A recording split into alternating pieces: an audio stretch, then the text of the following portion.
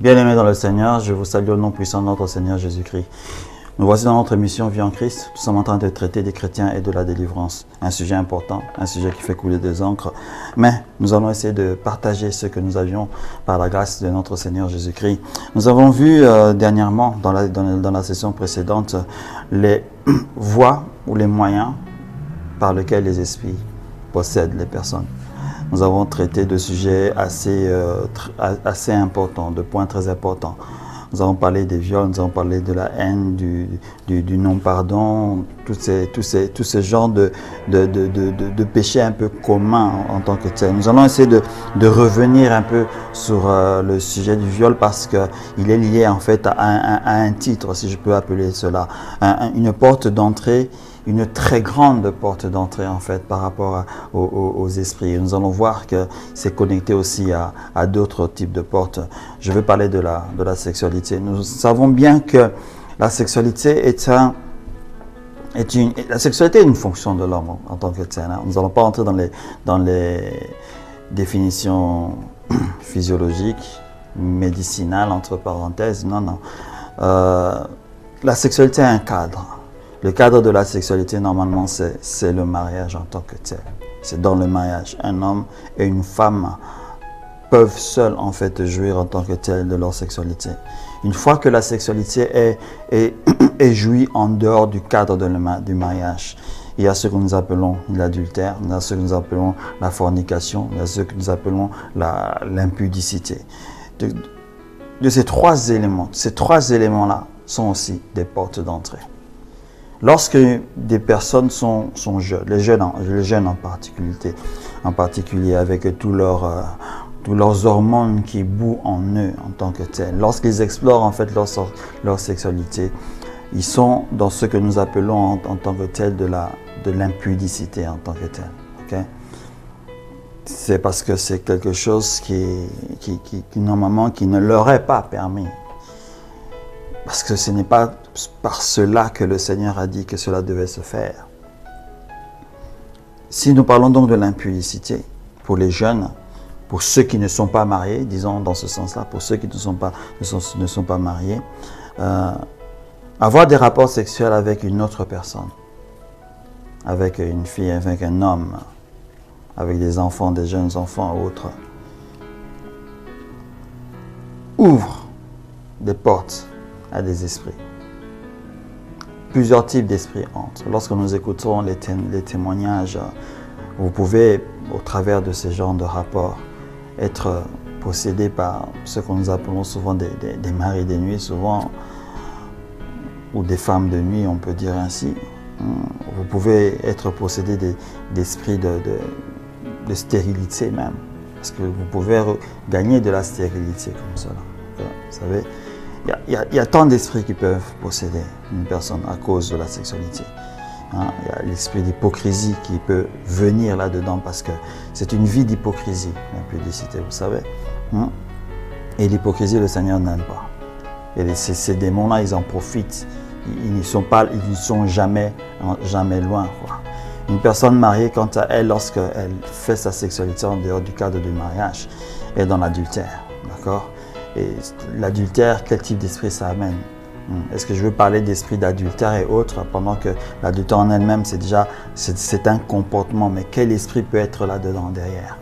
Vous avez l'esprit du mensonge qui sera là, parce que vous mentirez à votre femme. Vous êtes en train de mentir à votre femme ou la femme à l'homme, c'est une telle histoire. Il y a un esprit comme avec les jeunes, il y aurait un esprit d'hypocrisie là-dedans. Sans oublier aussi qu'il peut aussi y avoir un esprit de culpabilité qui peut venir et qui peut demeurer en vous et créer tant de petites choses, de petits renards comme la parole de Dieu est en train de le dire. Ouais. Donc, essayez de balancer simplement ces éléments-là. La sexualité est une très grande porte. Il y a pas vraiment beaucoup à dire, mais il y a comment je peux exprimer cela? À mettre les points sur les i. Parce que cette porte est une des portes préférées utilisées aujourd'hui, dans les temps dans lesquels nous sommes, utilisées par l'ennemi pour en fait faire tomber les hommes, coincer les hommes, les femmes, hein, pour en fait nous enchaîner ou nous emprisonner dans des comportements, dans des circonstances. Parce que lorsque nous vivons de telles vies, qu'est-ce qui peut se passer? Je vais ici parler de ce verset qui est écrit dans la parole, qui dit que lorsque vous vous accouplez, vous vous unissez à une prostituée, vous devenez un avec elle. Pourquoi l'apôtre Paul avait dit cela? Tout simplement parce que en sortant de la définition du mariage, lorsque l'homme épouse sa femme, il devient un avec elle. Lorsque vous faites la même chose avec la prostituée, vous devenez aussi un avec elle. Le mariage s'accomplit non seulement par les vœux, mais par les rapports, par l'unité. Nous essaierons de parler de ça aussi. De même avec la prostituée, tu ne fais peut-être pas un vœu devant elle, dans sa famille ou autre, mais vous faites une partie d'un engagement matrimonial, qui est le rapport sexuel. Mais en ce moment-là, vous vous unissez à cette personne-là. Vous devenez un avec elle. Alors, qu'est-ce que l'on dit? Qu'est-ce que l'on lit souvent? Est-ce que c'est un élément qui est vrai ou qui est faux? On va essayer de démontrer cela. On dit que en devenant un avec une personne, on s'échange les esprits entre nous. C'est-à-dire que les esprits se changent.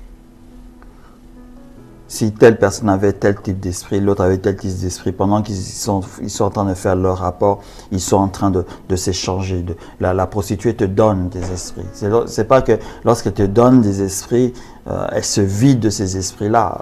Non, en fait, ce n'est pas comme cela en fait qu'il faut comprendre. C'est vrai que cette personne en question a peut-être ses problèmes, a ces démons qui la tourmentent, etc. Les démons sachant, ces esprits sachant que la sexualité est une porte, peuvent, lorsque vous allez vers elle, venir en vous s'ils voient que, ok, cette nouvelle demeure semble bonne, nous allons y entrer, nous allons un peu la détruire. C'est ce qui se passe en fait en réalité. Dire que la prostituée vous donne tous ses esprits, non. Est-ce qu'elle va donner une partie de ses esprits? Non. Ce sont les esprits qui sont en elle, qui vont choisir oui ou non s'ils devront transiter d'elle vers vous. Mais comme vous ne pouvez pas savoir si cela va se faire ou pas, il ne faut pas faire cela. Il est dangereux de le faire. C'est la raison pour laquelle on dit qu'en devenant un corps avec elle, vous allez vous partager ces esprits. Vous allez vous partager cela. On a des témoignages de personnes qui étaient bien et malheureusement, par des circonstances, ils sont tombés soit dans l'adultère, soit dans l'impudicité, cela dépendra. Et que tout d'un coup, après, la vie s'est écroulée. La vie a commencé à changer. Et non en bien, mais en mal. Ce changement de la vie, en fait, qui en est l'auteur? Qui en sont l'auteur, les auteurs? Ce sont ces esprits-là, en fait, que vous ne voyez pas. Et il est très dangereux en fait d'entrer dans ce jeu-là. Si normalement le Seigneur interdit cela, ne veut pas que cela se fasse, c'est déjà parce que c'est un péché d'être en adultère ou de faire de l'impudicité et autres. Parce qu'il y a ces conséquences spirituelles que vous ne voyez pas. Cela est très dangereux.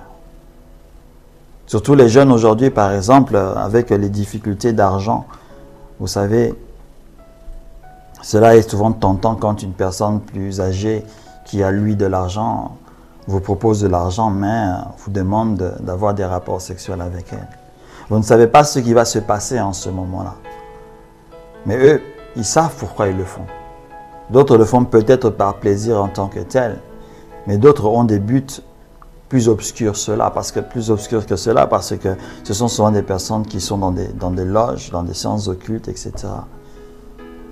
Ils veulent prendre quelque chose en vous ou ils veulent mettre quelque chose en vous de telle manière que vous puissiez être une sorte d'esclave spirituel pour eux qui leur permettra en fait d'avoir plus de pouvoir ou plus de puissance dans le monde dans lequel ils sont en train de servir. C'est la raison pour laquelle il faut faire très très attention. Que tu sois une sœur qui prie ou qui ne prie pas, de faire très attention d'entrer dans ce jeu à cause de la souffrance, parce que la personne vous promet peut-être des lumières ou le paradis, des trucs comme cela, etc. Cela est très dangereux. La sexualité est une très grande porte. Nous n'allons pas demeurer sur ce point-là pendant très longtemps. Ce que nous voyons à la télévision aujourd'hui, avec la pornographie, nous en avons parlé dernièrement et autres, avec la sexualisation en même des images en fait. Qu'est-ce que cela, ça sert à quoi? Ça sert en fait à déclencher quelque chose dans notre corps, dans notre chair, afin de pousser notre âme à se diriger vers cela. Et une fois que nous serons dans ces choses, la porte ouverte, les esprits viennent. Quels que soient les types d'esprits qui viendront, je ne sais pas lesquels. Nous devons faire très attention à tout ce qui est sexualisé en tant que tel.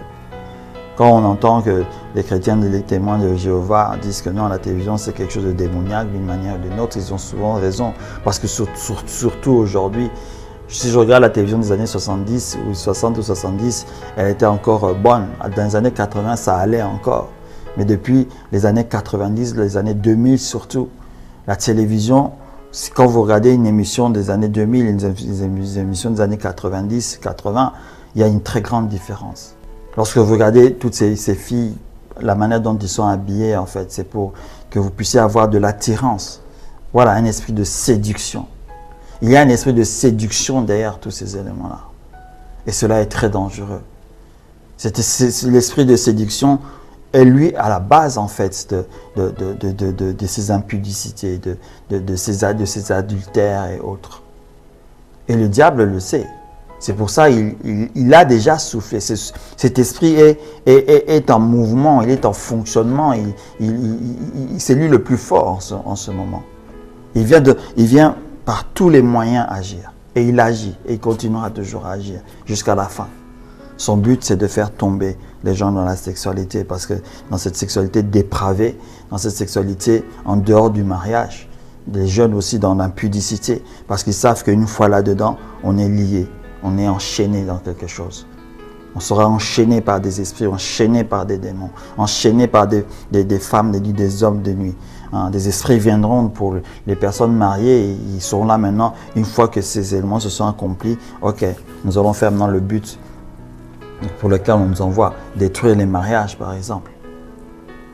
Vous voyez la conséquence de ces esprits-là, la conséquence de ces péchés, de ces actes-là, qui ouvrent ces portes aux destructions, aux séparations, au divorce, tout un tas d'histoires. On appelle tous ces esprits lorsque on entre dans ces voies. Les jeunes, sans le savoir, je l'ai dit tout à l'heure, vous pouvez appeler un esprit de stérilité. L'esprit de stérilité va venir quoi? C'est pas parce que tu as eu des rapports sexuels dans ta jeunesse et autre chose. L'esprit sera là, mais qu'est-ce qu'il va faire? Il va vous pousser, vous provoquer je ne sais pas, à avorter une fois, deux fois. On sait très bien que les avortements multiples, une fois, deux fois, même souvent même juste une seule fois, peut avoir des conséquences durables. Et souvent, une des conséquences, c'est des stérilités non voulues. Ah mais oui, cela existe. Ne croyez pas que c'est de la blague, mais ça arrive. Vous pouvez, parce qu'il y a des millions de personnes dans ce monde, on vit notre vie, vous vivez votre vie, vous croyez que tout se passe très bien. Mais il y a des personnes qui vivent ça de cette manière négative. Mais quand on sait que tout se paye d'une certaine manière d'ici-bas, etc., il y a toujours une conséquence à ces éléments-là. Vous pouvez apporter cette vie, ce comportement peut amener des esprits de maladie en tant que tel. Ben oui. Quand on parle de sida, de autres, etc., même si ce sont des maladies existantes et tout un tas d'histoires, mais en fait, si je parle de ces esprits de maladie, c'est parce que ce sont des esprits qui aident les maladies à se mettre, à se positionner en vous.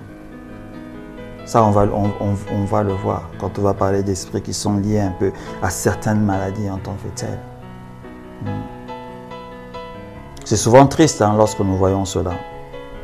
Malheureusement, le monde d'aujourd'hui a décidé que ces comportements, c'est un comportement qui est bien. Moi, je me suis toujours étonné quand je vois, par exemple, on peut dire qu'on condamne, par exemple, des grandes personnes à coucher avec des jeunes, parce que c'est comme si vous faites de la pédophilie et autres. on interdit cela, on condamne cela, mais ces jeunes de même âge qui couchent avec les grandes personnes ont des rapports entre eux aussi. On devait en fait non seulement interdire ces rapports des grands vers les petits, mais des petits entre eux aussi. Mais malheureusement, les nations, les politiques ne voient pas ça dans ce sens. Au pire, ces esprits de lust, de séduction en tant que tels, font et poussent certaines politiques à descendre encore les âges dans lesquels ils vont déclarer qu'une jeune fille peut être mature pour avoir des relations sexuelles. Non les jeunes garçons, mais les jeunes filles en fait, quoi. Parce qu'ils ont derrière eux cette volonté, ce vouloir de perversion en tant que tel. Ce sont des esprits, vous savez, qui sont derrière ces décisions. C'est pas, un homme normal ne peut pas avoir des décisions pareilles, de baisser les âges de la majorité juste pour chercher des petits-enfants et consorts. Parce qu'ils ont des enfants de cet âge, même des enfants déjà plus grands. Certains de ces enfants peuvent être des petits-enfants pour eux. Mais s'ils baissent, c'est parce que des esprits sont en eux qui leur poussent à faire cela. Parce qu'il y a un but, il y a un trésor caché par rapport aux activités qu'ils vont faire. Les portes d'entrée des démons ou des esprits dans nos vies. Nous devons donc faire très très très attention. Si la parole de Dieu nous dit de fuir l'impudicité, de fuir cela. Tout à l'heure, j'ai utilisé le terme de fornication, mais dans la réalité, la fornication, c'est par rapport à tromper le Seigneur avec d'autres dieux. Ça, c'est de la fornication selon la parole de Dieu. En principe, on devrait parler de l'immoralité sexuelle et de l'impudicité. L'immoralité sexuelle et l'impudicité sont des très, très grandes portes, en fait. Vous avez remarqué de toute manière, toutes les personnes qui sont souvent dans des loges, qui font souvent des éléments occultes, etc., ont ces choses-là en commun. L'immoralité et l'impudicité, parce qu'ils savent que via cette porte-là, qui est la sexualité, ils peuvent donner beaucoup en négativité et recevoir aussi beaucoup selon leur monde à eux. Cela est important de connaître ce genre de choses. Très, très, très important. Les portes d'entrée, nous avons, on peut le dire aussi, le péché en général. En fait, toute forme de péché peut être une porte d'entrée. Je ne veux pas citer tous les péchés qui existent dans le monde, mais lorsque nous regardons simplement tout ce qui est mal, toute activité mauvaise, peut être une entrée pour un démon. Si elle n'est pas une entrée pour un esprit impur, elle peut être une sorte d'aide qui permettrait à cet esprit d'être toujours avec toi jusqu'à un moment bien donné où il fera de toi sa demeure. Le péché en général. C'est la raison pour laquelle nous devons nous purifier, surtout nous les chrétiens. Nous ne devons pas dormir avec des péchés dans le cœur. Nous ne pouvons pas rester comme ça avec des péchés non avoués, par exemple. Parce que ça donne la permission en fait à ces esprits-là d'agir d'une manière ou d'une autre, à un certain niveau. Ça dépend des niveaux. Je ne veux pas dire que chaque péché a un niveau en tant que tel, mais en fait, l'activité de ce péché-là donne un certain niveau d'attribution à ces esprits. Nous devons donc faire en général très très attention.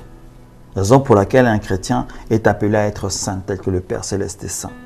Pour ne pas permettre en fait à ces esprits d'avoir une mainmise, d'avoir facilement une porte ouverte en fait dans notre vie.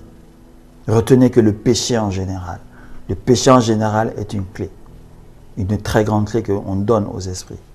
Cela dépendra du type d'esprit en question. Je ne pourrais pas savoir que tel péché va appeler celui-là, tel péché va appeler celui-là. Mais sachez qu'en général, le péché, raison pour laquelle nous ne sommes pas appelés à pécher, nous ne sommes pas appelés à vivre une vie de péché. Parce que lorsque nous vivons une vie de péché, sachez qu'il y a des esprits toujours qui sont derrière. Ils sont toujours derrière à cela. Raison pour laquelle on a cette expression qui dit qu'un chrétien ne vit pas dans le péché. Il ne peut pas vivre dans le péché. Tu peux pécher, tu peux faire une erreur dans la vie. Mais il ne faut pas demeurer dans cette erreur. Parce que demeurer dans l'erreur en question appelle ces esprits-là. Tu sais que tu as fait le mal, que tu as fait une erreur, demande au Seigneur pardon. Afin de ne pas permettre à l'ennemi de prendre le pied. Mais lorsqu'une personne vit dans le péché, il est dans la piscine avec ces esprits-là. Si tu es un chrétien qui sait que tu vis dans le péché, tu as la facilité d'être dans le péché, dis-toi que le nombre d'esprits que tu as avec toi, d'esprits malins, d'esprits mauvais, peut être énorme. Tu peux avoir des gens avec toi, tu ne le sais pas. Mais tu dois savoir que tu dois vraiment t'en débarrasser parce qu'ils t'amènent sur une très, très, très, très mauvaise voie. Il y a un enseignement qui dit qu'une fois sauvé, sauvé pour toujours. Mais on doit faire très attention à cette expression-là. Elle n'est pas trouvée nulle part dans la parole de Dieu. Et la parole de Dieu ne la soutient pas. Donc faites attention lorsque vous savez que vous êtes un chrétien et que vous demeurez dans le péché. Vous devez savoir que si vous demeurez dans le péché, vous n'êtes sûrement peut-être même pas sauvé. Nous devons faire donc très attention. Donc le péché en général est une très grande porte d'entrée. Tous les types de péchés, tous les types de péchés, tous, sans exception aucune, sans exception aucune, sans exception aucune. Le mal en général, lorsqu'il y a le mal en général, il y a des esprits derrière. Ça peut paraître bête ou insensé, quoi. Il y a les mauvais comportements peuvent être des portes d'entrée. Ça peut être même des portes de soutien, si je peux appeler ça ainsi. Un mauvais comportement. C'est vrai que par nature, l'homme peut avoir un mauvais comportement. Dans quel sens? On transmet le comportement adamique à nos enfants d'une manière ou d'une autre. Vous verrez dans un enfant certaines choses qui sont attribuées un peu au mal en tant que tel. L'enfant dans son inconscience, dans son innocence, peut ne pas savoir cela. Mais dans l'âge de la connaissance, l'âge de l'intelligence, de l'âge de comprendre les choses, dans l'âge du choix du bien et du mal, attention, les mauvais comportements ont pour amis des esprits. Et ces esprits-là, lorsqu'ils se présentent, lorsqu'ils sont là pour renforcer ces mauvais comportements-là. Raison pour laquelle on dit, lorsqu'un enfant se comporte mal, déjà dès sa petite enfance, il faut déjà commencer à corriger cela. Parce que s'il reste avec le mal en question, avec cette chose qui n'est pas bonne, au moment où il va arriver à l'état du choix, du bien et du mal, il va se faire aider dans son choix par des esprits. Autant que l'enseignement l'aidera à choisir le bien, des esprits seront là pour l'aider à choisir le mal, afin d'avoir une porte dans sa vie. C'est là pourquoi on voit souvent, je peux le dire rapidement ici, souvent que pas l'enseignement en tant que tel, mais l'éducation souvent occidentale porte souvent à ce genre de comportement.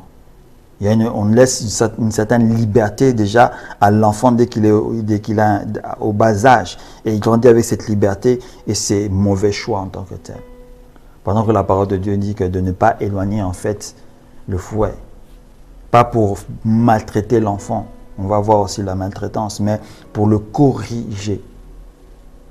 Pour le remettre sur la bonne droite, la bonne ligne, sur une bonne voie. Nous parlerons la semaine prochaine d'autres types de portes qui laissent aux esprits d'entrer dans nos vies. Je vais les citer ici, comme ça, la semaine prochaine, nous les voyons. C'est l'abandon et la maltraitance. Souvent, on ne réalise pas ça, mais la maltraitance, que ce soit dans une famille chrétienne, que ce soit dans une famille de personnes non croyantes, il y a des esprits qui sont derrière, qui attendent que ça. Ces esprits n'attendent que ça. Et ce que créent ces esprits-là, on va le voir la semaine prochaine. Vous allez peut-être être étonné de ce que je dirais par rapport aux esprits de maltraitance, ce que ça amène. Mais c'est une réalité. Et il y a aujourd'hui beaucoup de couples de mariage qui en souffrent. Pourquoi? Parce que cet esprit-là qu'ils ont amené par la maltraitance et qui est resté là dans leur mariage, crée d'autres circonstances. Je vous remercie de m'avoir suivi jusque-là. Nous allons nous retrouver la semaine prochaine et nous allons essayer de développer un peu ces deux points encore qui sont des portes grandement ouvertes pour les ténèbres, pour ces esprits impurs dans nos vies. Si nous parlons de ces choses, c'est que nous devons être en fait en alerte. Nous devons avoir les yeux ouverts. Nous devons avoir la connaissance pour en fait éviter que ces esprits se présentent à nous. Éviter que ces esprits se présentent à nos enfants. Comme je vous l'ai dit dans l'introduction, l'esprit, l'âme et le corps. l'esprit est sauvé, l'âme est en train d'être sauvée, le corps aura sa rédemption. La bataille, elle est là. Nous devons ne pas permettre, ne pas donner à la chair des armes en fait. Hein? Parce que lorsque nous donnons des armes, nous armons aussi ces esprits-là. Parce que c'est eux qui, au niveau de la chair, vont pousser notre âme à faire le mal. Et nous devons donc nous battre pour cela. Et le meilleur moyen de se battre et de vaincre le combat, c'est d'avoir cette connaissance-là. Cela est très important. Ce n'est pas une connaissance du monde des esprits, mais c'est une connaissance uniquement de savoir comment déjouer les activités de ce monde-là. N'oubliez pas, notre bataille, notre combat est un combat spirituel. Il n'est pas charnel, il est spirituel. Et nous devons vaincre. Mais nous avons déjà aussi la victoire. Mais nous devons croire et accepter que nous l'avions. Au nom puissant de notre Seigneur Jésus-Christ, nous allons nous retrouver la semaine prochaine. Que le Seigneur puisse vous bénir abondamment dans le nom puissant de Jésus. Amen.